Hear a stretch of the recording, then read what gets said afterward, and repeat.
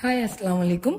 கறி பிரியாணிக்கு கொஞ்சம் கூட சலிச்சதில்லை அப்படிங்கிற அளவுக்கு டேஸ்டான இறால் பிரியாணி இன்றைக்கி எப்படி செய்யலாம் அப்படிங்கிறத பார்க்கலாம். இன்றைக்கி நான் 400 கிராம் அளவு அரிசி எடுத்திருக்கேன். அதுக்கு 300 கிராம் அளவு இறால் எடுத்திருக்கேன். நீங்கள் 400 கிராம் கூட எடுத்துக்கலாம்.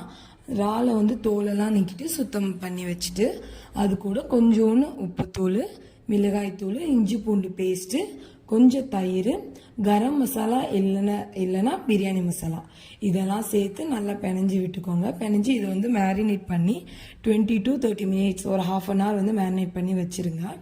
இப்போ ஒரு பேனில் தேவையான அளவு நெய்யும் அது கூட வேறு ஆயிலும் சேர்த்துக்கோங்க. சேர்த்துட்டு இந்த மேரினேட் பண்ண இறால் இருக்குல்ல அதை ஒரு லைட்டாக ஃப்ரை பண்ணி எடுத்துக்கோங்க. ஒரு 2 நிமிஷம் இல்லாட்டி 1 நிமிஷம், ரொம்ப ஃப்ரை பண்ணக்கூடாது. அதை ஃப்ரை பண்ணிவிட்டு தனியாக அதெல்லாம் எடுத்து வச்சுருங்க. அதே எண்ணெயில் இப்போ நம்ம ஸ்பைசஸ்லாம் போட்டு தாளிக்க போகிறோம். நான் என்னோடய அளவு டம்ளர் இது தான். இதில் 2 டம்ளர் அரிசி எடுத்திருக்கேன். அதனால எல்லாத்துலேயுமே 2 போடுறேன். ஸ்டார் அனைஸ் 1 போடுறேன், பிரியாணி எல்லாம் 1 போடுறேன். அப்புறம் 2 டம்ளர் அரிசிக்கு 4 மசாலா அரைக்க நான் எடுத்து வச்சுக்கிறேன். இப்போ அடுத்ததாக பச்சை மிளகா போட்டுக்கலாம். நான் பல்லாரி 4 பல்லாரி, ஒரு மீடியம் சைஸ் 4 பல்லாரி போட்டிருக்கேன். பிரியாணிக்கு பல்லாரி எவ்வளோ போடுறோமோ அந்த அளவுக்கு டேஸ்ட்டாக இருக்கும். வெங்காயம் நல்ல ஒரு ப்ரௌன் கலரில் செவக்கிற வரையும் நீங்கள் அதை ஃப்ரை பண்ணணும். அந்த மாதிரி வதக்கி எடுத்து இந்த மாதிரி கலர் மாறின பிறகு இப்போ தேவையான அளவு இஞ்சி பூண்டு பேஸ்ட்டு சேர்த்துக்கோங்க.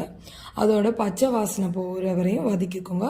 அது கூடவே உங்களுக்கு தேவையான அளவு மிளகாத்தூளும் சேர்த்துக்கோங்க. இப்போ 3 தக்காளியும் சேர்த்து வதக்கிக்கலாம்.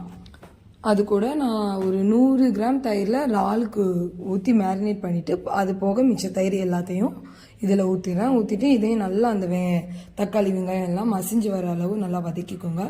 வதக்கிட்டு அது வதங்குற கேப்பில் இங்கே பிரியாணிக்கு தேவையான மசாலா அரைச்சிக்கலாம்.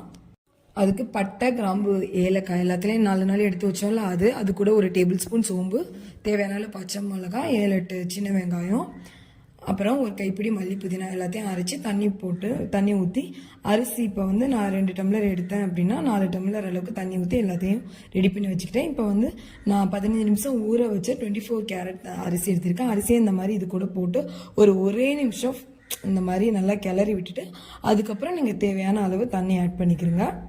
இப்போ நான் 2 டம்ளர் அரிசிக்கு 4 டம்ளர் தண்ணியை ஊற்றிட்டேன். அது கூட ஒரு ½ லெமனும் புளிஞ்சு விட்டுட்டேன். அப்புறம் அதை மூடி போட்டு ஹை ஃப்ளேமில் வேக வைங்க.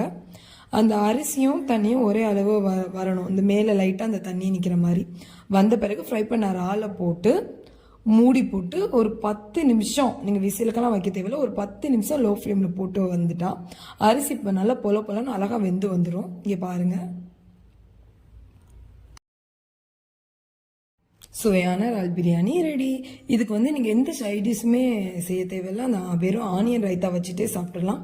இறால் கூட மேரினேட் பண்ணி வச்சனால சாதாரணமாக சாப்பிட்றத விட ரொம்ப டேஸ்ட்டாக இருக்கும். எல்லோரும் இந்த மெத்தட் படி பிரியாணி செய்யுங்க. என்னோடய வீடியோ பிடிச்சிருந்தால் லைக் பண்ணுங்கள், என்னோடய சேனலை சப்ஸ்கிரைப் பண்ணுங்கள். தேங்க்யூ ஃபார் வாட்சிங்.